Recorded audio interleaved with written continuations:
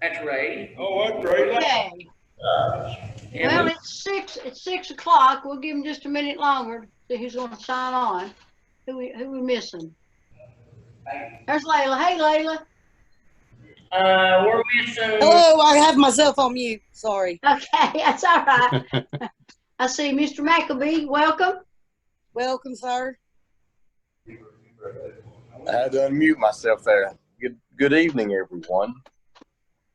Good evening. Layla, do you want to have, Benny, what time is Kim expecting to be on? You got to unmute, Benny. Hey, Sandra, Kim just joined the meeting. She should be joined. Layla, since Kim's with us, if you don't mind, you, Mr. McAbee, if you don't mind to do yours last. Oh, no, not at all.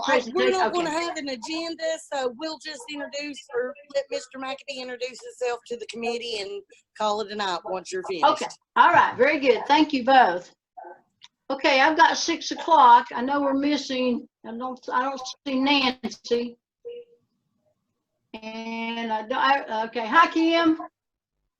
I don't see Nancy, and I think Jerry Prophet is not feeling well, so he's not going to be with us.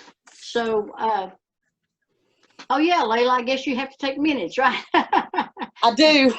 Okay. But that's okay, because there should be a recording, and this should be easy. Yeah, there you go. Well, I'll let you go ahead, and I'll call the meeting to order. If you'll call the roll to see if we have a quorum. Sure.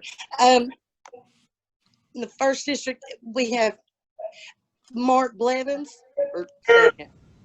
Mr. Blevins is present. I'm sorry. That's all right. Nancy Brown. Miss Brown's not.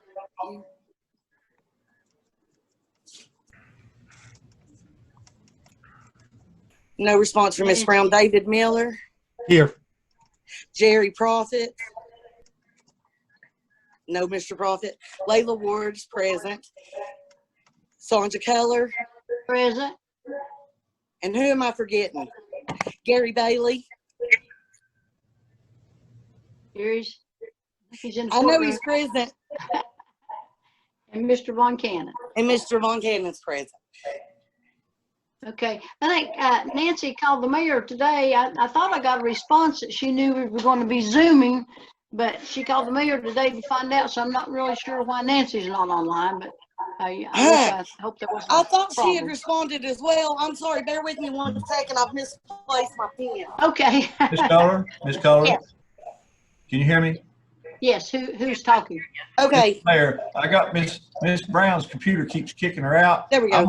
I'm gonna keep her on my phone, and let her listen in. Is that all right? Oh, that's fine. Nancy, welcome.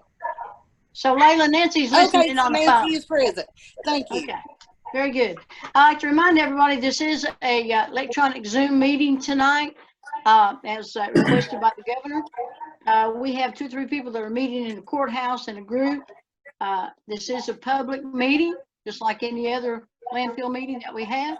I'd like to remind you that you need to be on screen at all times, so we know there's no outside deliberation. I don't think we have any crushing business, but just to remind you of those facts. The roll has been called. We do have a quorum. So you had the agenda. I passed it out at the highway meeting. So if I can have an approval of the agenda. Approve. That's Mr. Miller, second. Yes. And Mr. Did you get a second, Layla? Mr. Blevins seconded, All right, yes. very good. Any addition or corrections? Hearing none, if you're in favor of the agenda, say aye. Aye. Opposed, like sign. Very good, thank you. I hope that you looked over the June minutes from your commissioner's packet. At this time, I'll take a motion to approve the minutes for June. I believe that was Motion by Mr. Blevins. To approve. Do we have a second? Second. I'll second it. Second, I believe that's Nancy. Can she second it? She said she Nancy seconded it. So all in favor say aye. Aye. Opposed, like sign. Very good. Thank you. That's approved. I don't see any public on the screen, but I will ask for public comments at this time. Do we have someone in the courtroom, Gary? Yeah, Mr. Lewis is here, but I don't know if he wants to say anything. John, he has nothing to say. Okay, very good. Welcome, John. So I don't think we have any public comments. At this time on the agenda, it is a presentation by Kim Reyes with CTASK, I'm sorry. And Kim, if you'll go ahead with your presentation, and we appreciate you being with us. Hey, thank you all for inviting me tonight. I work with CTAS. I'm normally not in my basement slash gym slash office down here, so bear with the scenery here. I'm the environmental consultant for East Tennessee, so I work with the 50 counties from basically Nashville over to Mountain City, and I look at the public works programs that are out there for our counties. I've worked with Benny for quite some number of years now, and with a number of you all too, as members of the solid waste committee. Benny asked me to come tonight to, as part of a follow-up from last month, where we were discussing some comparisons that we might make for Carter County, to say, well, what other kind of counties might be benchmarking counties for you all to look at when you try to decide how to run your program. So I have a set of graphs and charts here. So I think what I'm going to try to do is share my screen now and show you those graphs. Let's bear with me here. Uh-oh, it says post disable. Okay, that's probably a good sign. Screen share.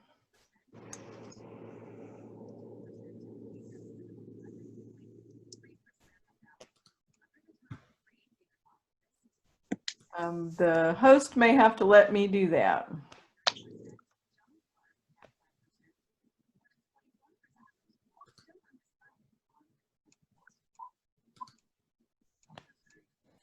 Try it now, Kim.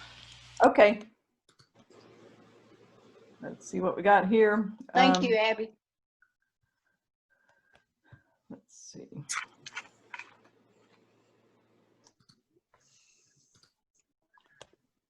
All right, you're not probably getting what you want to see here, right? Yeah. Are you getting a map yet? Yes. Okay, so we'll start with what we're looking at right here is a map of counties that have a population between 40,000 and 70,000. I believe Carter County, if I hover over Carter County is at 57,000 population. So these are some of the ones that are possible examples, you know, for you all to look at to see how they fund their solid waste programs. So I've left out Knoxville and some of the Washington County, you know, some of the larger ones here. We're just looking at ones that are similar in size. And then secondly, the second map here is a map of counties that have similar solid waste tons that they are managed. So Carter County in totality has a little over 35,000 tons managed. Now some of that is, I think, Elizabethton, and some of that is class 4, and some might be some bleed over from private sector, but in total 35,000 tons that is reported that comes out of Carter County in the 2019 annual progress report that went to the Tennessee Department of Environment and Conservation. So the counties that are of the same color are kind of similar. 35,000, 25 for Claiborne, 55 for Hawkins here, and so on. So there's a few more counties that are similar in tonnages, you know, to what you all have. So I'm going to, on the graphs, I'm going to narrow it down a little further. I'm not going to look at all of these, but look at primarily East Tennessee counties that are similar to Carter County.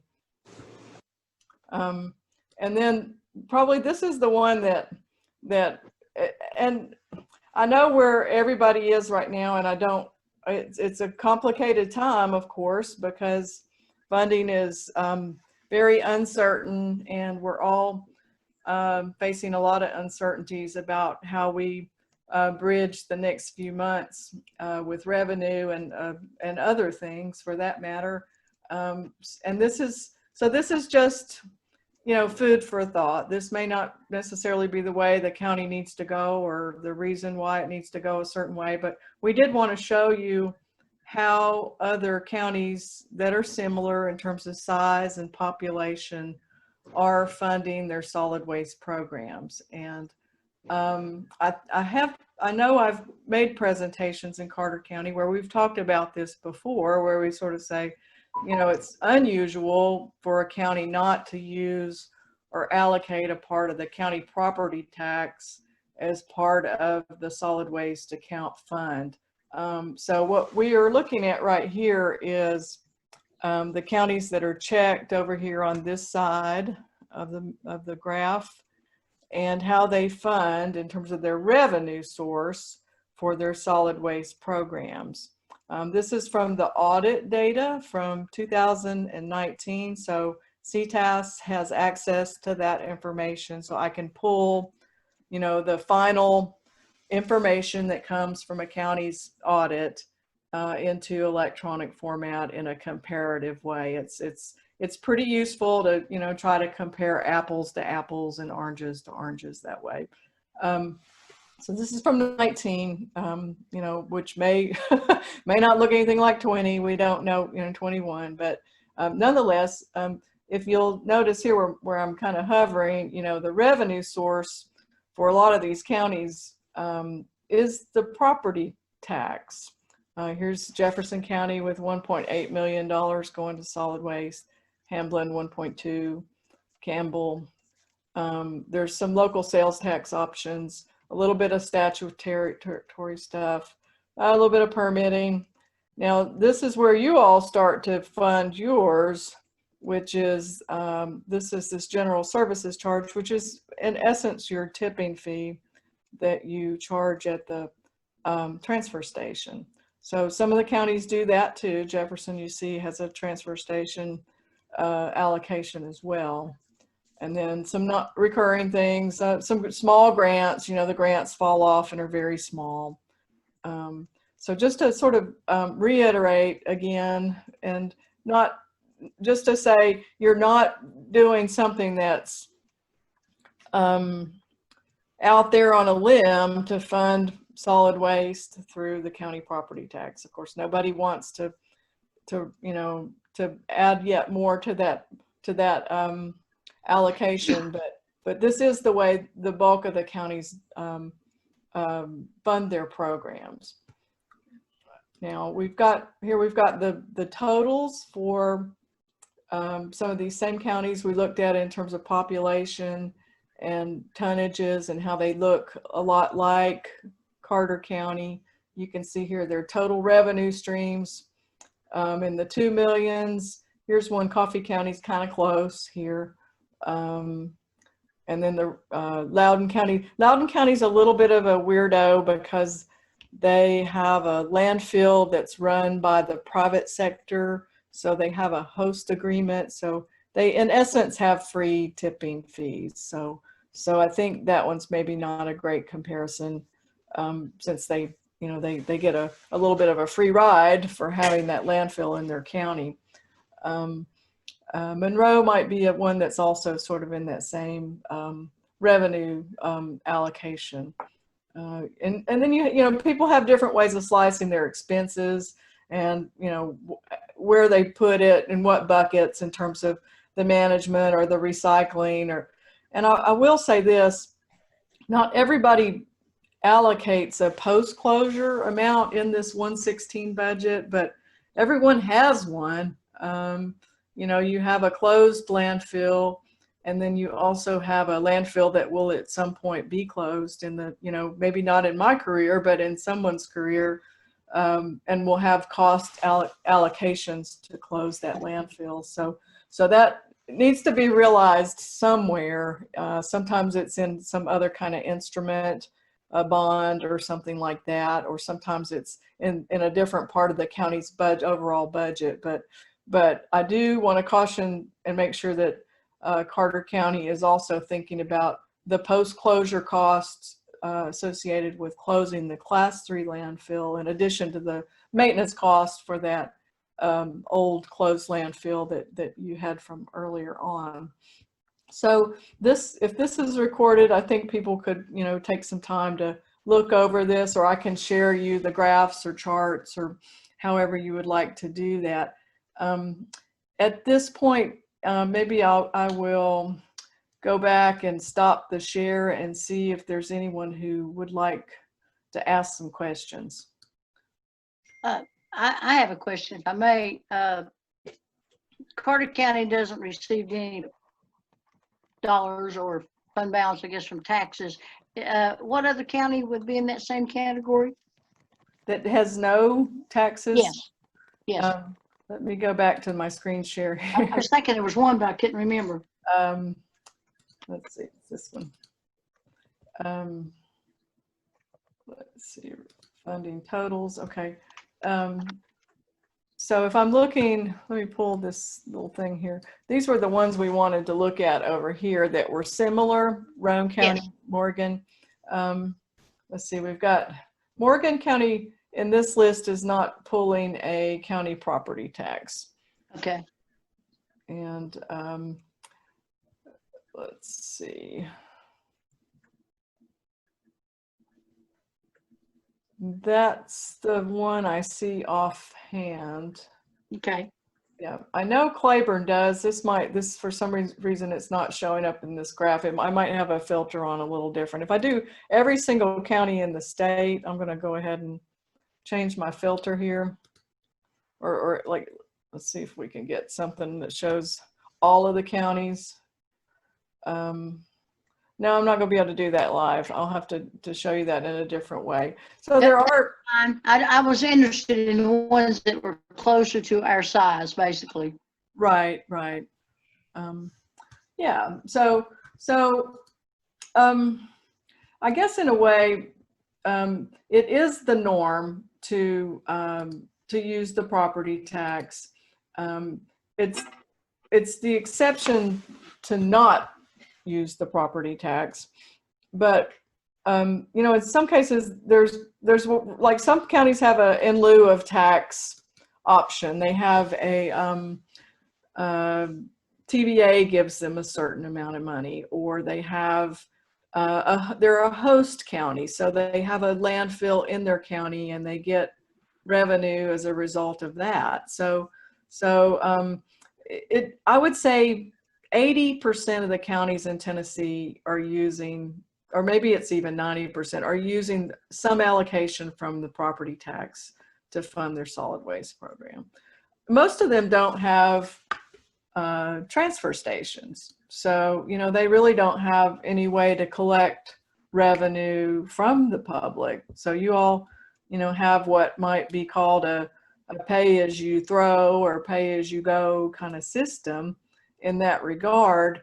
But if you really wanted it to balance out, you'd probably have to be in the $50 or $60 range to account for the closure, post-closure, and the equipment, and all the replacement issues. Even the fund balance on the proposed budget is kind of small. I mean, it's just $100,000 or something like that, and that's pretty small, for a budget, of $1 million if something goes wrong, So I know you've been doing these transfers in, transfers out along the way, but I think the auditors would probably say they would prefer to see a fund balance of a little bit more than 100,000, in a given year. I know this is a hard year for everybody, so that they would probably take that into account too. But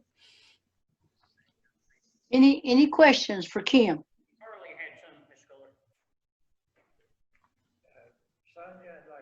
Fuller. I'm not sure who's talking. Identify yourself, please. Gary, we cannot hear you guys at all. We're getting just a slight mumble. Charlie had a question for her. Okay. Mr. Von Cannon? I got you unmuted now, Nancy. There you go. Okay. Mr. Fontane's talking right now. Simply stopping waving and the market has gone to pot. However, I can see in this county a lot less plastic along the roads in the rivers than I saw before in the last 8 years or so, maybe 9 years. What's your thinking from your expert standpoint on what happens if you stop waving plastic? Can someone kind of paraphrase that a little bit? I think it was about litter and perhaps. He actually asked, what was your thinking on what if they stopped belling plastic?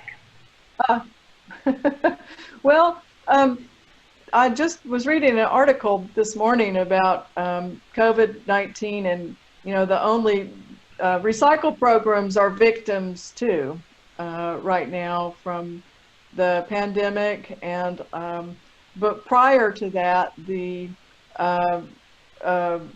fact that China no longer wants to take as much recyclables from the United States, and in general, the markets are getting really tight and wanting really clean material. So this single stream mixed, contaminated material is being rejected. Prices have dropped on a whole lot of recyclables over the last year prior to COVID, and even now it's a little different scenario with things not moving as fast as they used to. I don't know. I guess if we looked at the recycle budget specifically, I know that was a line of item in the $60,000 range, maybe, if I'm remembering correctly. And then revenue streams maybe in the same ballpark, that you're still potentially in break-even zone on recyclables, since you're not, landfilling that material. But one of the more important things is to be able to store material a little longer and hope for a better market. So we're just seeing scrap metals and things like that are coming back up. Cardboard is coming back up. Plastics, not at the moment, at least as recent as I've seen, but the scrap metals and the cardboard are coming back up, because cardboard is actually finding a U.S. market. They're going to our paper mills and things like that now. So I would have to say, we're saying, don't go out on a limb and do anything new with your recycle program. Just try to keep it rolling. If you have to tell the public, we're not going to collect this for a while, that's the best way to do it. Just say, we can't find a market for this right now. We're going to stop collecting, and we will resume when we can find a market. Because you don't want to collect in a way that it's more expensive than it is to landfill it. So there are programs in Tennessee that are, reducing or curtailing their recycle programs right now.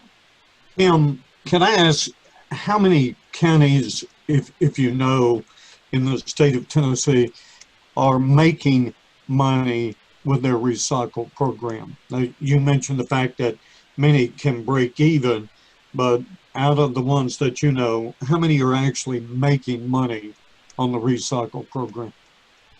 I think it's I would say less than 30% are making money. I think you're offsetting costs for landfilling. If your tip fees, right, all that stuff, but a county like Roane County is always my favorite poster child for doing the right thing on recycling. They have for one thing, they can use, you all use inmates. I think they have a similar kind of arrangement where they don't have to pay labor costs for source separation, but they get a really clean material. And then he does a lot of phone calling and looking for spot marketing, just to find the best deal. And they have a huge warehouse set up where they can store you know, material and wait for the market to change before they move it out. So it, you know, and this is a hard time. It's been a hard time for a couple of years though. So, you know, we've had years where it got built in as a line item, a revenue stream that was consistent, and that's probably not a good plan right now. Thank you. Thank you. Hey, Kim, can I ask you a question? Yes. John Lewis, how many more years have we got on the Body Painted Landfill? Well, you know, that was according to the reports, it was not that long. It was, the TDEC reporting was something like 3 to 4 years. I think an engineering firm came in and reevaluated, and you might have a little more time than that. And that would be the source I would use, would be someone who's gone out there and GPSed and, you know, done the math on the cell and the, you know, potential for adding lifts and so on and so forth. So I would refer back to that document they probably produced as a result of that conversation a year or so ago. But I will say, you know, it doesn't need to get kicked down the can in terms of the cost for kicking the can down the road, the cost of closing it, because it's not cheap. You know, you got to come up with it somewhere to, and then you have to take care of it, you know, till the end of time. So, so all of that to say, if that part is not in your budget somewhere, you know, it needs to be thought out a little bit. Have you looked at all the land beyond the landfill? Have I been there? Have you looked at all the land beyond the landfill? That you all have? I think I have seen that plat or survey, yes. Over on the land line. Good point. If you're talking about building another class 3 or 4 landfill, it has happened in counties to, you know, some success. If you're talking about building a class 1 landfill, I haven't seen a county permit one of those in 20 years. So I think the numbers just don't come together for it. And class 1 is the one, you know, that takes the municipal solid waste. Class 3, 4 takes the demolition waste. Any other questions? Kim, Charlie again.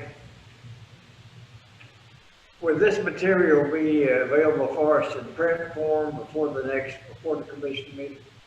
The graphs, because it's small, we couldn't see them from here.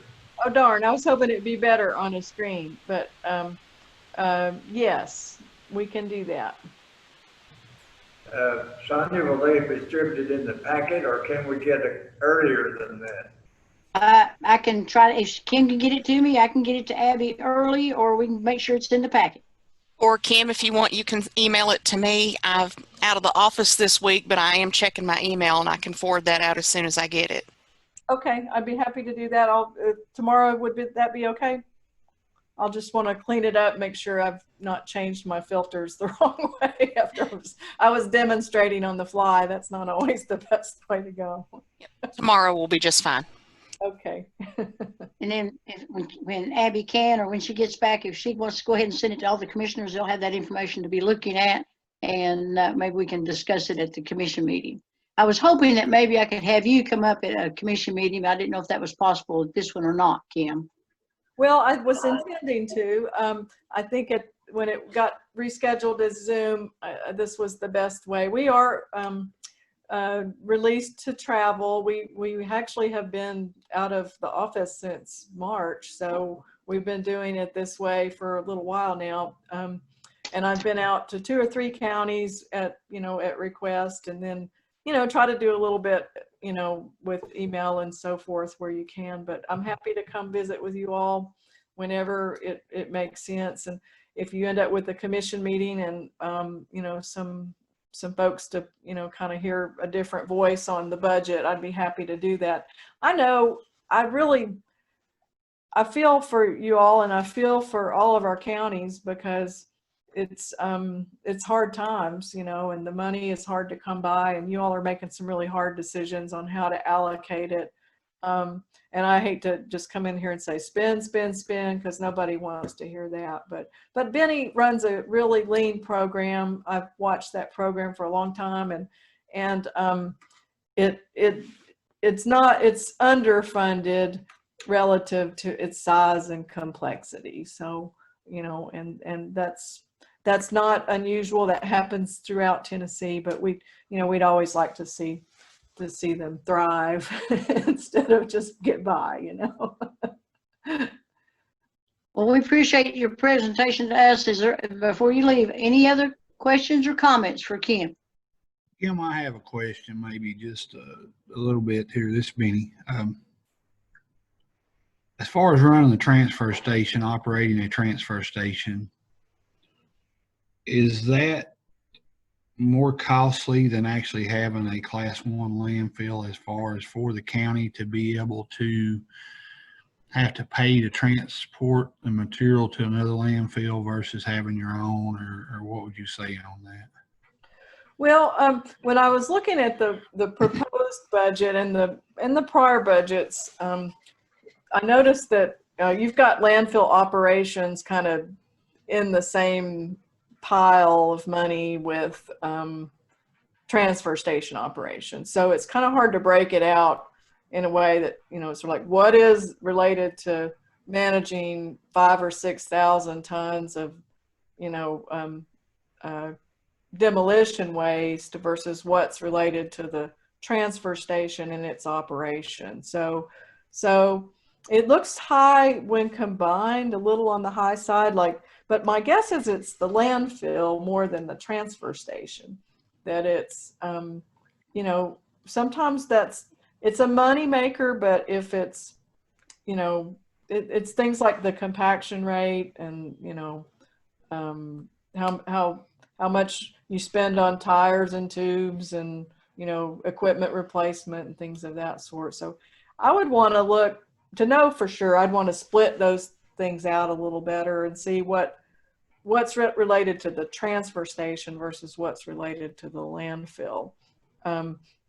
Transfer stations in general are good ideas for counties because they get to control their destiny, kind of, you know. You can send one pile of waste to one place and another to another. You can source separate. You can charge a fee, you know, for people who are bringing in ridiculous things or, you know, just things that are commercial things. You can get the commercial sector to use your facility and, you know, and so on and so forth. So they don't tend to be bad in and of themselves, but it is the larger part of the expenditure. So there are smaller counties that sort of go the route of, you know, just, you know, haul it away, you know. so it's not, it could be a way that the county evaluated it, you know, just to say, we want it all to go. Is it going to Iris Glen or is it? It's EcoSafe. Mm-hmm. Yeah. We just want it all to go, you know, away and not do the landfill. But, you know, then you lose that revenue stream, obviously, on that for the landfill. But I would suggest you try to look at, if you can, what does the landfill cost to operate, and see if that 6,000 tons or so is paying for itself. I mean, it's got to be closed at some point, so you don't want to close it overnight because then you have to pay to close it too, you know. You had a number there a few minutes ago of somewhere around $50 per ton. $50 a ton for the. I'm sorry. What was the question? My dogs were barking.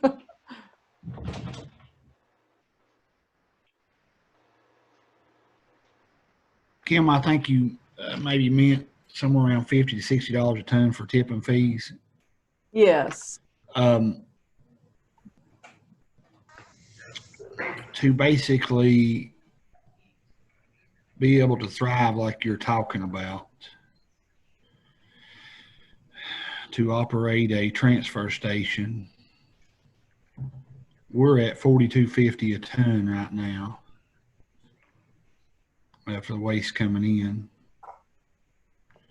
So that'd require us to raise it up somewhere around $15 a ton. Right. And you're in a kind of competitive market too, you know, so you have people who would just go away at you know, $60 a ton or 50 or whatever.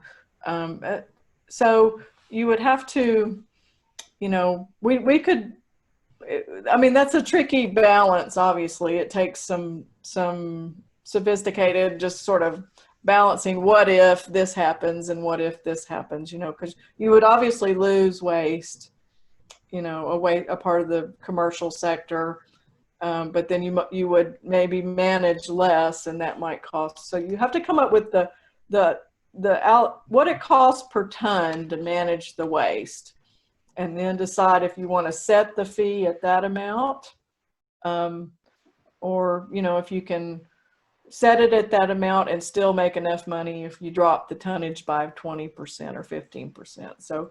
So those are numbers games we could play with, just to kind of see what, you know, some what ifs on it, you know. But you probably know better than I would about what you know you would lose if you went to, you know, 55 or 6, you know, who would go away? Who would say we're just not, we can't do it. We're going to A lot drive. of our commercial folks are what keeps us going up there. Mm-hmm. For landfill or for transfer? For transfer station. Okay. So another option might be to up the landfill cost tipping fee and not the transfer station. You know, the transfer station, you know, should be a real easy calculation, since you know your hauling cost, you know, to go to the landfill from there with the trailers that you have, and you're self-hauling, I believe. So, but maybe it would be you set a higher fee for the landfill and see how that works. One of the other unique things that we deal with up there is when people comes in, they may come in with a split load. It could be mixed. They have to throw some of it in the transfer station, some of it in the demolition area. So getting that situated to where they would be a charge would be, I think, almost impossible to separate it. Could you have a mixed load fee? I mean, that would be another approach. You'd be surprised what people do if they can save a buck too, you know. But I'm just thinking out loud here, so it might not be, you know, something that would work for y'all.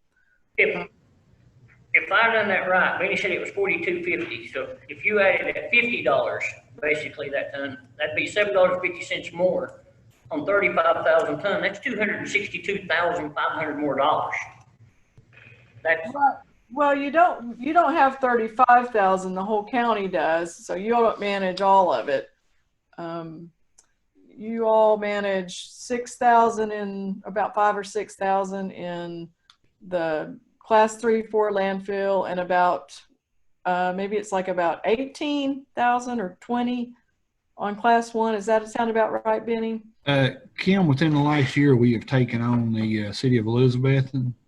Oh, okay. So that is generating quite a bit more Okay. coming into our facility. Basically, within the city of Elizabeth now, we get, you know, every bit of their tonnage plus the commercial folks, your Blue Ridge, your some of your smaller trash haulers, they all come in there now. So we are generating quite a bit more. Would they stay? Would Elizabethton stay? Elizabeth is under contract, so we can't really mess with their contract. So that would be out of the equation as far as raising them up to the $50 a ton. Benny, don't we have someone else, some others that are under contract as well? We have some that are coming in at a reduced rate because they left once and went to the Bluff City landfill. So we brought them in as a reduced rate since they bring in, I think, over 400 tons a month or something like that. So they bring in a substantial amount of tonnage. Excuse me? You know who that is, Ben? Yes, sir. It's a Blue Ridge Trash. That's the biggest hauler that comes in there. Mr. Fowler, Yes. will you entertain a motion? Well, can we wait till we finish with Kim and then we'll take up some business? Would you do that? Yes, ma'am, that'll be Thank fine. you. All right. Any other questions or comments for Ms. Reyes? Okay, if not, Kim, again, thank you very much for your presentation. If you will send that, we will get that out to the other commissioners, and we'll be in touch with you about maybe coming up sometime. Okay, I appreciate you all so much. Thank you for asking me, okay? Thank All you, right, Kim. thank you. Thank you. I'm assuming this has got to do with what we just discussed, so I will listen to what you have to say, Mr. Blevins. Yes, Ms. Kohler, last month we discussed raising the tip fee, and I withdraw the motion until we heard from the young lady. So at this time, I would like to make a motion that we raise our tip fee to $45.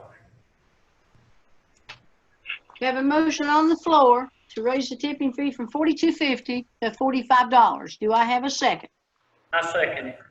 Second by Gary Blevins. Gary, sorry. I kind of lost it there for a minute. Any other comments or questions? Ms. Kohler, I'd like for Benny to just give a little bit of insight on whether or not that will hurt or help 4250 to 45. Will he lose any business from that? All right, Benny? Mr. Miller, I think Yes. 45 we should be comfortable at, being as we don't have any environmental fees or anything like that added on to ours. I think we will still be in line with the other landfills in the area, being as they add taxes and fees and so on to their charges that come through the gate. So we should be pretty comfortable at 45, staying in line with this group. Thank you. Any other questions or comments? Ms. Brown had one, Mr. caller. All right. Ms. Brown, you ready? Yes. Okay. How will that affect us at the landfill, at each landfill? Or like at Rome Mountain, how will that affect the prices? Nancy, I'm assuming that he's talking about all prices. Is it Rome Mountain, Elk Mills, or Minton Holler? Is that correct, Mr. Blevins? Yes, ma'am. Okay, let me say something about Rome Mountain and Elk Mills, Little Milligan. We don't charge by the ton up there, so they would have to be another system figured out for what we do up there. We charge by the bag, $1 per bag, what comes in up there. She said, what we'll be looking at, Benny? You know, I would say a quarter or more on the bag. That's going to put you at an odd number. Instead of dealing with just a dollar a bag, it's going to be more for my guy up there to be counting, dealing with change. But we'd probably have to go $1.25 a bag. I'll be honest with you, I don't think people up here will do it. I really don't. I think that all I've heard from them is literally they want to be able to dump their trash for free. They think they pay enough. I just don't want to see the mountainside cluttered again. And I mean, I can already, since all this is coming effect, I mean, in the last couple of months, I can tell a difference with trash in truck beds, in yards, in ditch lines, I mean, people just ain't taking it.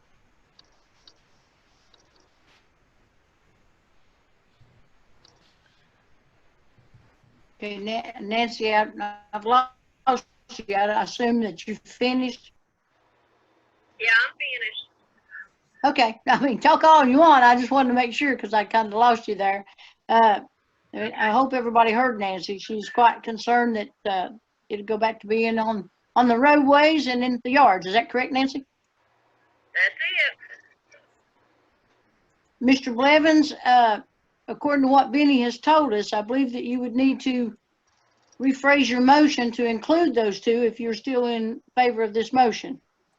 Yes, ma'am, I make the motion then to include the fees that, the other places raised the household garbage to $1.25 a bag. You know, we can't keep on worrying about people throwing it out in the county. If we do, we're gonna be in trouble in the long run, so, you know, sheriff needs to prosecute, write a ticket.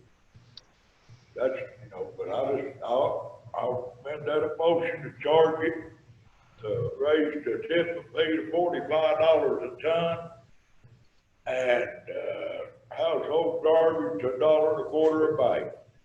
Gary, do you also second that motion? Yes, ma'am. All right.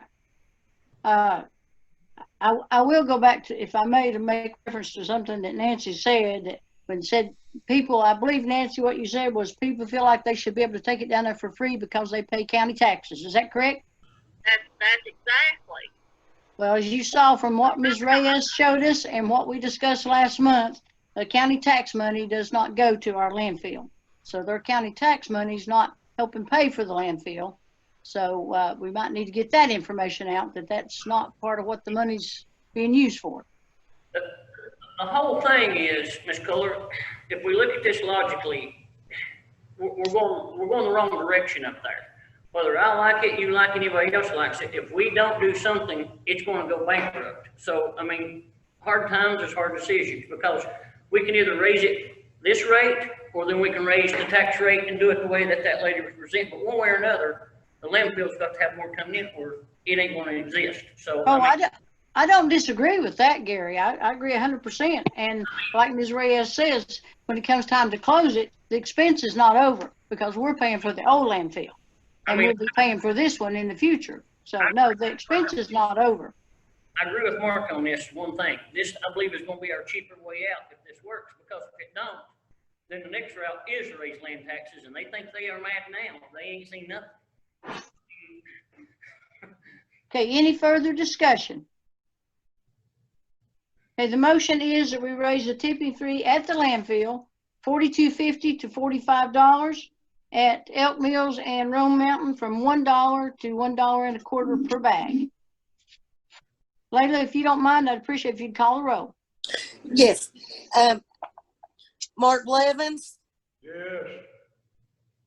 Nancy Brown, No. Charles Von Cannon, Yes. Layla Ward, yes. Gary Bailey, Yes.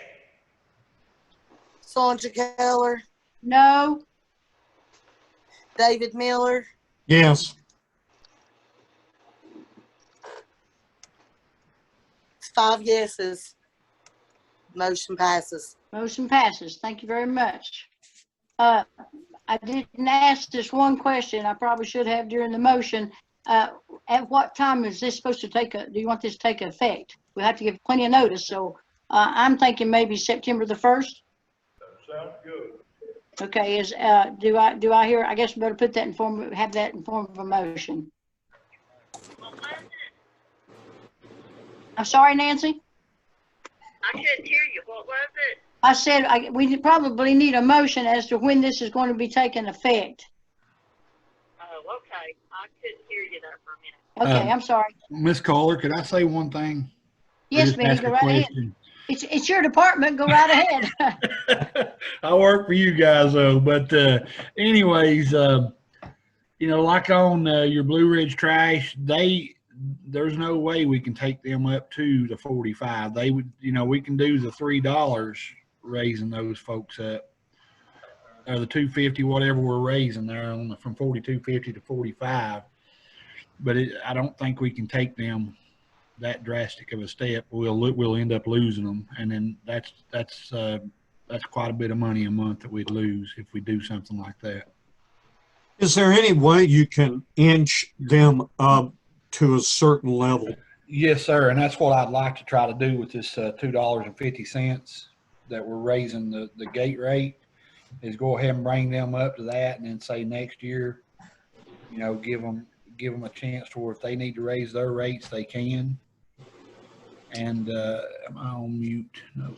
But anyways, that way it would bring them up slowly to where that they could make sure that either way they're going to have to hand it down to their customers. So, Ms. Kohler, will you take an amendment to that motion?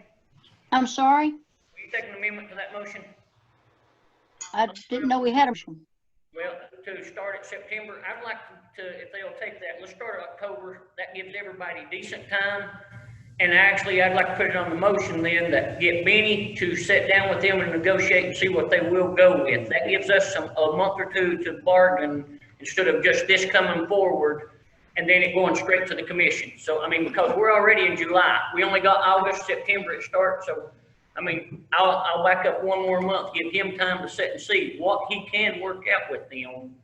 But I mean, I kind of agree with Mark. When we set a rate, they're going to have to almost stick to that rate. And I understand that they're under a contract right there, but we got to look at what Harris Glenn's got in it, what we've got into it, because I don't want them to leave. But on the other hand, we can't really cut special deal. Okay, everybody else going up, but this person's going to be at this rate. So you're making a motion that we start this in October and give Benny time to work with the companies to increase their. Explain to them that we're raising our rates. Gary, let me go back on that special rate. Benny, may I ask for a second before we have some discussion, please? Yes, ma'am. Do I have a second? Do I have a second? Ms. Kohler, I need to ask Benny a question, if you don't care, before we do a second on this. All right, I'll give you 1 minute to ask a question because we're kind of getting in discussion before we have the motion. Okay, Benny? Yes, sir. Are we under a contract with the other companies? No, sir. Well, if we're not under a contract with none of them, I don't feel that it's fair to raise it from $2.50 to $45 and charge one bunch $45 a ton and another bunch of cheaper rate. I don't feel that's fair. That's not good. Okay, here's the reason that happened, and that was approved with the board prior. They actually bring in a little over 400 tons a month. Well, versus, you know, the neighbor down the road here may bring in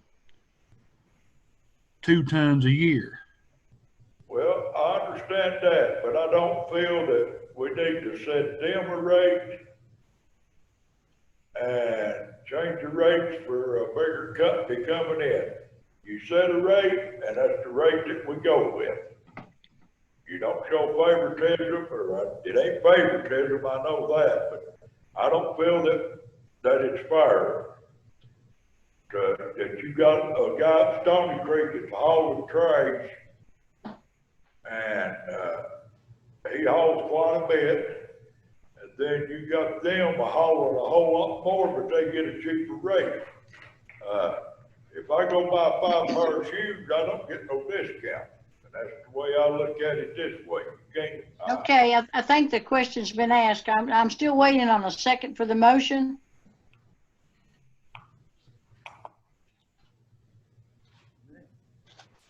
Since I do not have a second on the motion, a motion fails for the lack of a second.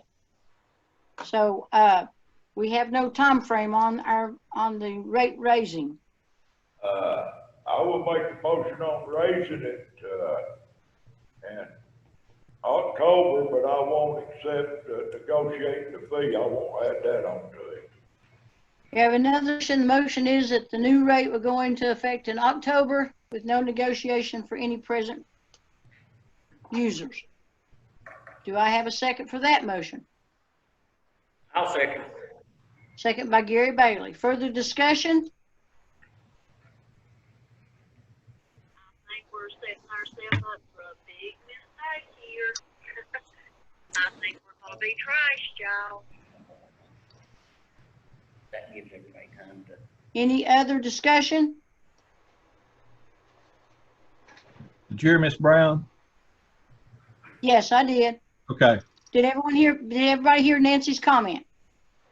Yes. Okay. Are Any we, further? are we back to the September start date now? October. The motion was that we have an October start date. Okay. Any further discussion? Layla, if you would call the roll, please.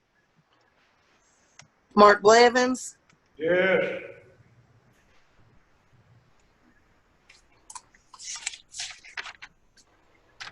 Nancy Brown, No, Charles Von Cannon, Yes. Layla Ward, no. Sandra Keller, No. Gary Bailey, Yes. and David Miller. Yes.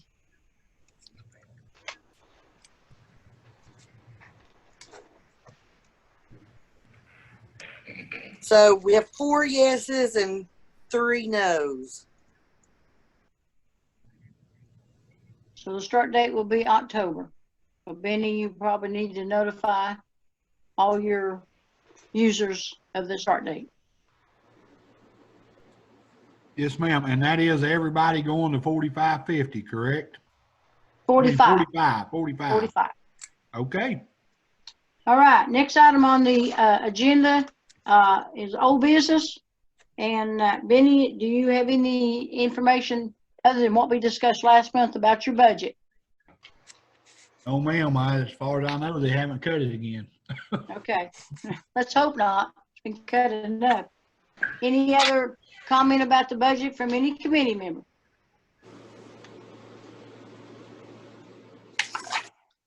Okay, going on, I told you the next is a property for sale at the landfill. And like I've written on your agenda, that was a continuation of discussion. I will continue to put that on there until we get some more information. I don't think there's anything new. Benny, is there? No, ma'am, not at this time. Okay, so, but we will continue to have that on our agenda because we do want to keep that in our mind for the future. The next item is bids for material for the addition at the recycle center. That is for the loading dock. Benny, you want to address that? Okay, we rebid that again, just for material only to try to get, I was gonna try to build it myself with the help of inmates to try to save some money, but they got one bid and apparently they didn't have the right paperwork turned in, so I don't know if that bid's gonna go or not. Excuse me. I did have 2 different contractors email me and tell me that they normally don't pass up on bids, but the bid process was too complicated.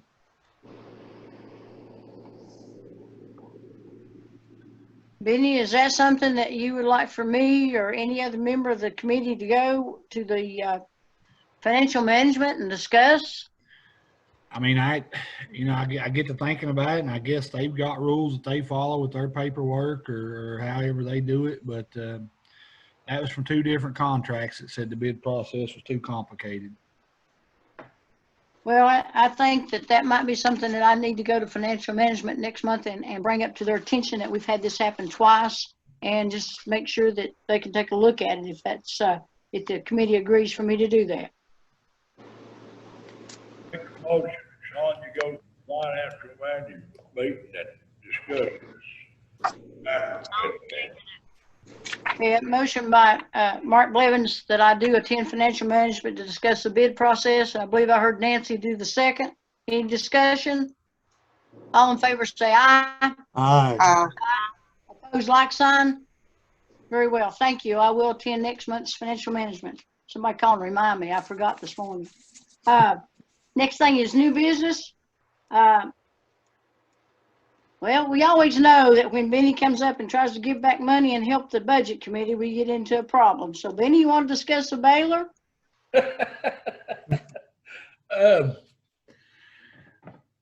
We're taking in more cardboard than we can process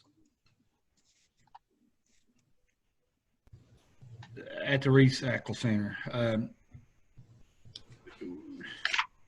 We don't want to run people off as far as it's bringing clean cardboard in, but we are taking way in more than we can process in a day's time, in a week's time. We can't process it at all.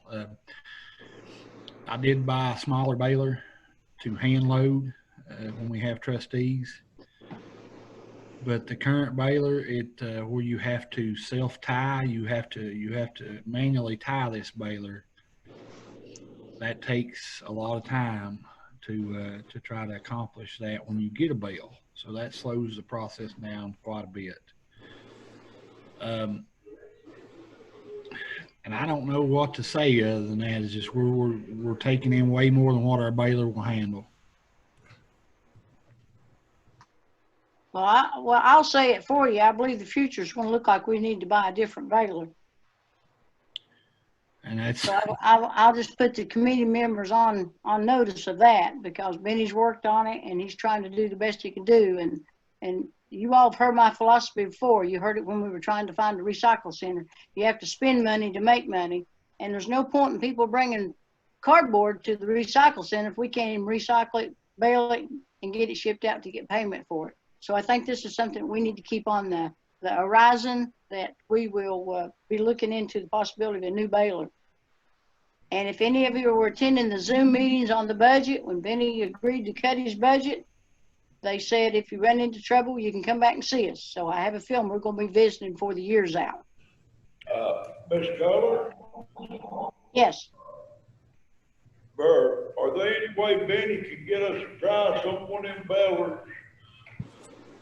You may have one, Benny. I don't have one on the auto tie baler. I can, Mr. Blevins, call around and get some pricing. I think Johnson City just bought one for their recycle operation. I can call and kind of see what they did. If you would do that, Benny, and then get back with us. Yes, ma'am. And I would like to invite you guys down to the recycle center to see the massive piles of cardboard that we have coming in. That's the only thing we're processing right now is cardboard. Gonna serve dinner? Yes, sir. Next item is, and he's heading toward that way, so I'll go ahead and say next item is the plastic recycling. Benny, you want to address that? The plastic recycling right now, the market is at the point to where we're going to probably have to start paying to get rid of it. I am working with Eastman. They are doing a trial process with a couple of bales that we've sent them over to see what they can do with that. If that works out, it may be something that would be feasible for us and the different recycle facilities around the area. If Eastman can find a good use for the product that's there. And just like Kim Ray was saying, there is a lot of contamination in the plastics that we deal with. People throws garden hoses, vinyl siding, car seats, you name it, in these tubs. And it makes the process of trying to sort it even more. With us not getting inmates, we don't have the people to sort it. So therefore, we won't be taking plastic for a while. Okay, so we are closing down the plastic recycling for a while. Hopefully Eastman can come up with something and we can work on that. Again, it goes back to education. If people didn't contaminate it, we could probably use it. And if they continue to contaminate it, even Eastman's not going to take it if they come up with this. So I think that's something that we need to address. And I know some time ago we had the programs going on in the schools to teach people about recycling. We might need to pick that back up. And I'm glad Mr. McAbee's listening in for us. Next item is your employees. Benny, do you want to address anything about your employees?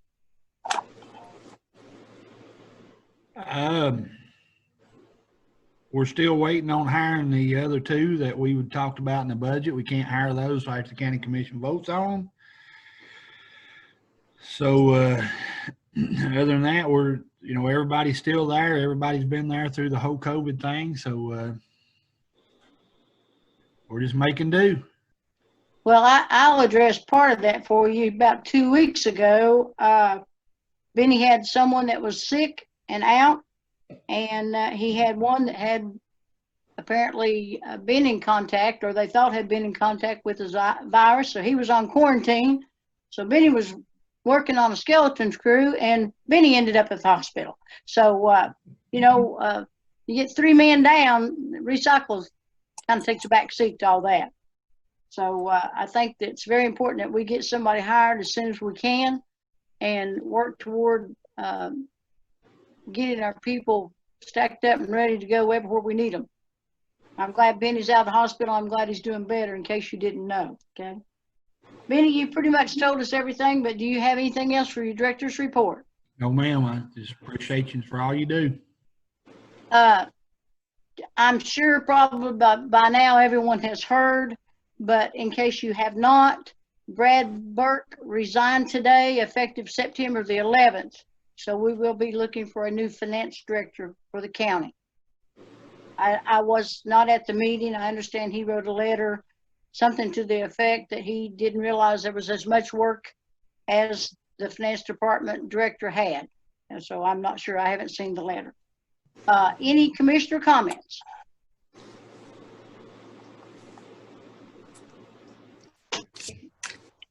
Any commissioner comments? If not, I will entertain a motion to adjourn the landfill meeting. Motion to adjourn. Motion by Mark Blevins. Do I have a Second. second? Second by David Miller. All in favor say aye. Aye. And I appreciate you coming to the Zoom. Layla, I'll turn it over to you in education. Thank you. Dr. McAbee, are you still with us? We don't have an agenda for tonight, so we're not going to have an actual meeting. I just wanted to take the opportunity to welcome you to Carter County, let you introduce yourself to the rest of the committee, and give them the opportunity to introduce themselves to you. Let you know if there's anything we can do, please let us know. My name is Layla Ward, and I'm the current chairman of this committee, and Mr. Bailey, whom you've most likely already met, is the vice chair. All right, thanks.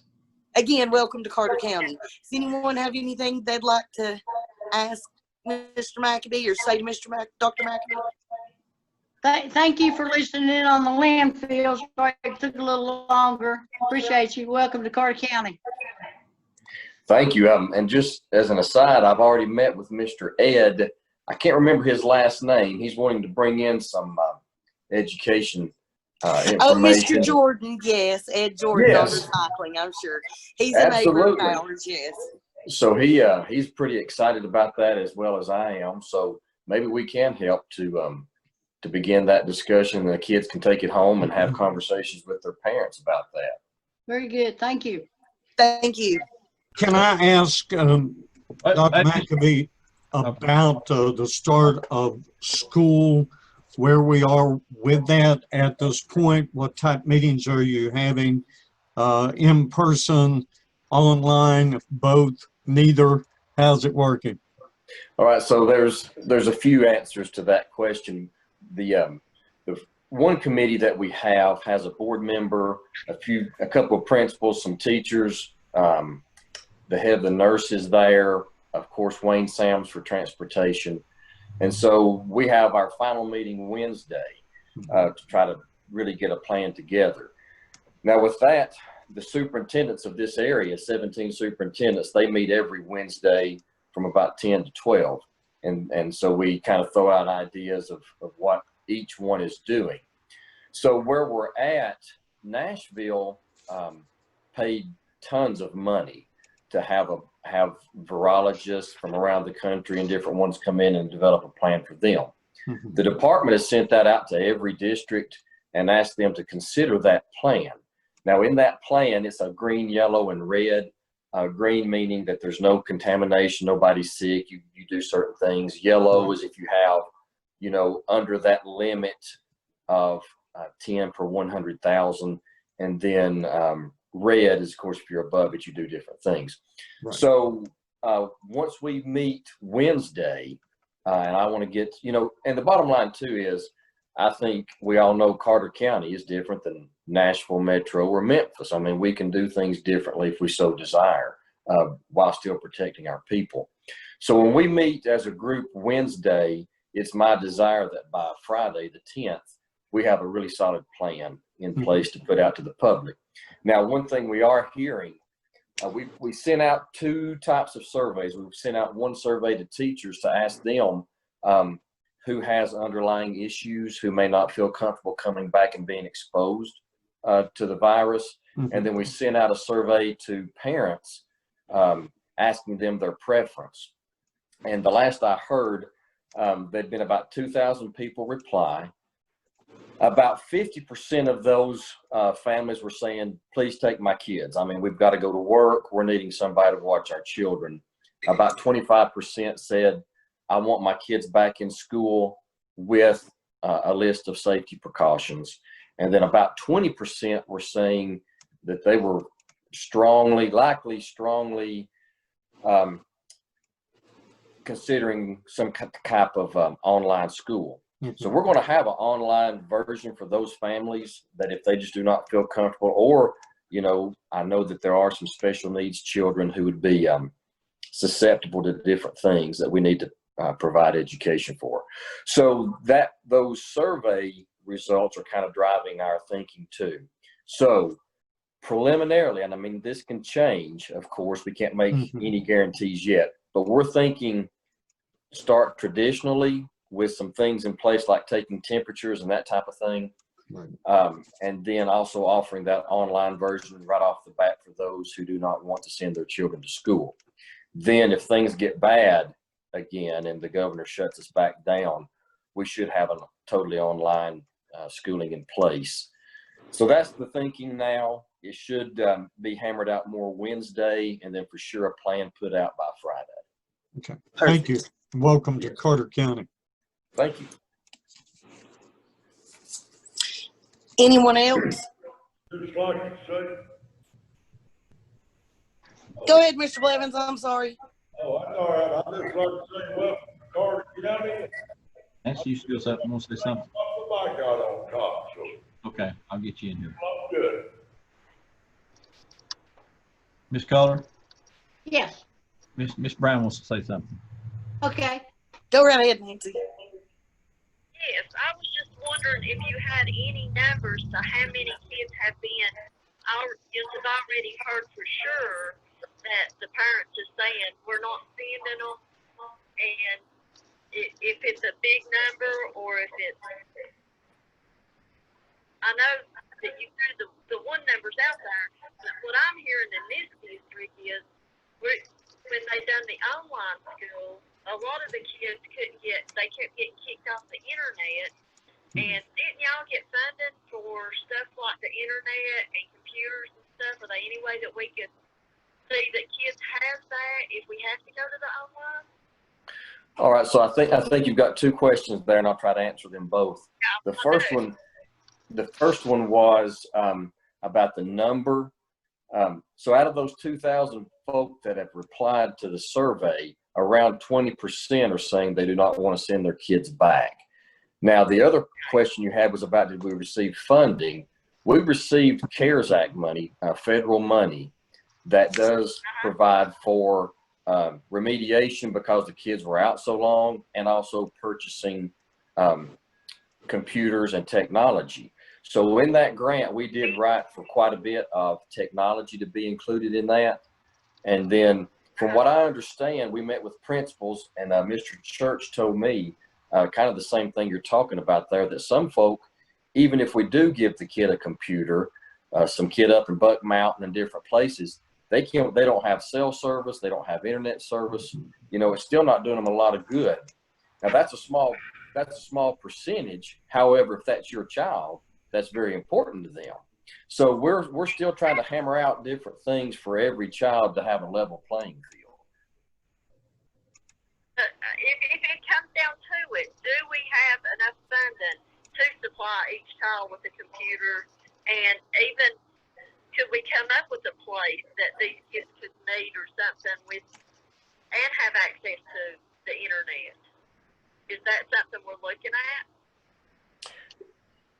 Absolutely. It's what drives some of that would be is if the governor, if it gets bad and we went to online for everyone like we did in the spring, you know, his guidelines would tell us how many people can be at a certain location. So if that's back down to 5 or 10, you know, that's against some issues. But definitely the discussion is being put out there that we could have a rolling bus that has internet service that could park in a certain location. And then if parents could pull up in their car, they'd be able to have internet access there. And as far as a device for it, excuse me? Like in our district, a lot of our kids is getting raised by grandparents, which is older people. That's a lot of the worry in our district. Absolutely. And, you know, where I come from in Polk County, there's lots and lots of families. When I deal with what should be a mom and dad, it's a mama and a papa. So I definitely understand that that's a high risk community. And then, so, you know, we're trying to get every possible solution out there for folks so they can have a menu of options to choose from that best fit their family. Well, I appreciate you so much and welcome aboard. We're really tickled to have you. I'm excited to be here. My 2 girls are really excited to be here as well as my wife. So this place is gorgeous and we're very excited to be here. Thank you. Also, the gentleman sitting over next to Mr. Bailey, I couldn't quite hear his question for me. Could he repeat that, please? Oh, no, that was me. I'm just welcoming you here. Oh, thank you very much, sir. Glad to have you. We got the same heart.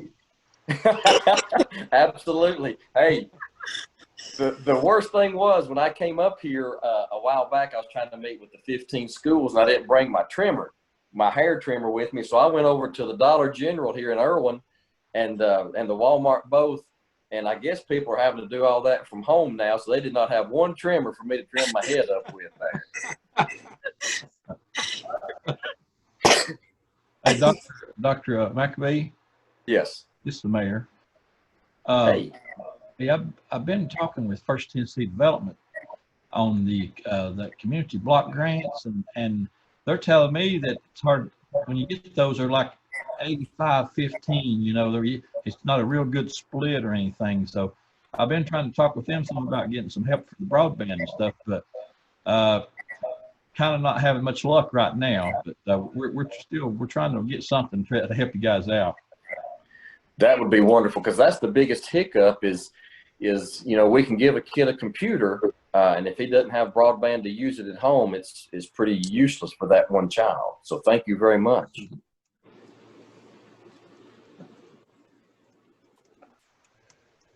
All right. I guess if there's no one else that has anything for Dr. McAbee, we'll call it a night. All right. It's very good to meet all of you. And it was very nice to meet you. To come to a full commission meeting and work with you throughout the year. Thank you very much. Take care. Thank you. Have a good night.